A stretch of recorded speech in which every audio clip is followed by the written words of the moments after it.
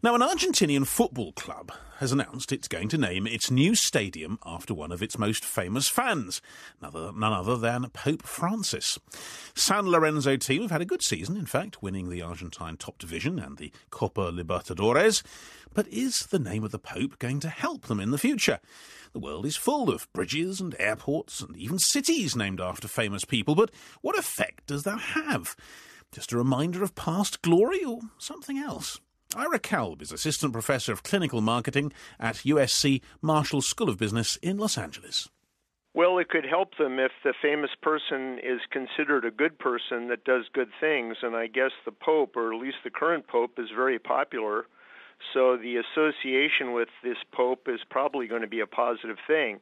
The danger of naming a stadium after a person is if the person does some bad things or some bad things come to light, that could backfire. And that, I guess, is always a risk with a public figure.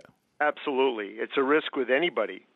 But in the past, I mean, I suppose when things in America, airports, JF Kennedy, obviously, and numerous others, I mean, I suppose once someone is dead or their reputation is at least reasonably well established, people they get a nice feeling when they think about it. Is that right? Yeah, a lot of people get a nice feeling if they like the person. So we have JFK Airport in New York, and we have Reagan Airport in Washington. And, of course, the people that like JFK will like that, and the people that didn't like him won't. And the same thing with Reagan. Because what happens is there are a lot of people that liked him, and there are people that didn't. So it kind of works both ways, especially if you name it after a political figure. There aren't many airports named after Richard Nixon, I suppose, for example. Not really. And there was a freeway in Los Angeles they were going to name the Richard Nixon Freeway, and after Watergate, they decided to change. I suppose it can go too far. I mean, I suppose you think of something like Stalin naming a city after himself, or Lenin, Leningrad, Stalingrad. Right, I mean, exactly, and they did. And of course, in Iraq, a lot of things were named after Saddam Hussein. Of course, once he was deposed, those things changed. So yeah, it can work both ways, and that's why in marketing, a lot of times we create mascots that aren't people because they don't get in trouble. And that's a much safer area, I suppose. Exactly. But I'm interested in the actual dollars, if you like, that come from it. Do people genuinely make decisions about particular things, whether to go to see a match or to use a particular airport based on the name? Surely not. I don't think so. I don't think they would make a decision based on a name. If you're talking about a company sponsoring a stadium, of course, the company gets a lot of brand impressions. So that's why they spend a lot of money for naming rights. But when you're talking about a stadium or a venue named after a person, it's usually to help give identity or pay a tribute to that person.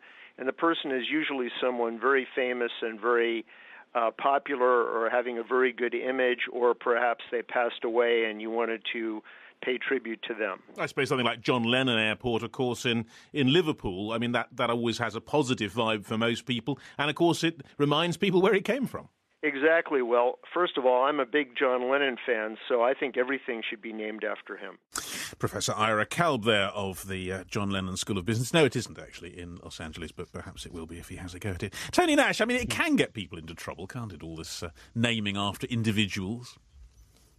Yeah, I think, it started as a way to honor honorable people, right? And I think as it becomes more common, you have maybe less notable people for whom things are named after. So things can become a little bit polarizing, as he mentioned. I think in terms of naming, say, stadiums or something after a company, I think your average consumer just recognizes that it's revenue for the owner. I don't think anybody really has a big impression or visits a stadium because it's named after some company. Well, I think that's just a part of doing business today. I think they feel maybe that the name just keeps getting mentioned, and maybe that's a plus. Peter, I mean, we've had some embarrassment potentially here in Britain, of course, certain very well-known celebrities who have recently fallen from grace, as it were, for all sorts of reasons.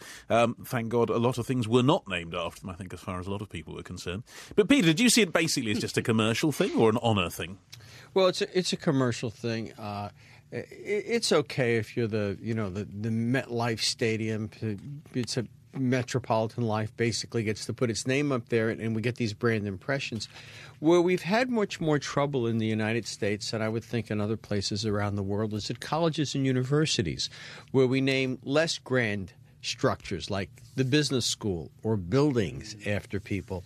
And we've had a few experiences in that regard with people either having committed terrible sins after buildings have been named for them, or those sins from the past get revealed. Because remember, how do people get their names on buildings at universities?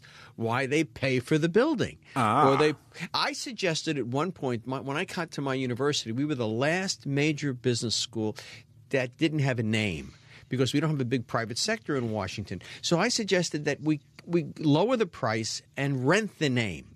And I says that way we could re-rent it every 10 years. Well, that would be a good way of getting out of the. Well, not only that, but that way, if something happened, we'd only have to suffer, the Richard Nixon School of Business for whatever years were left in the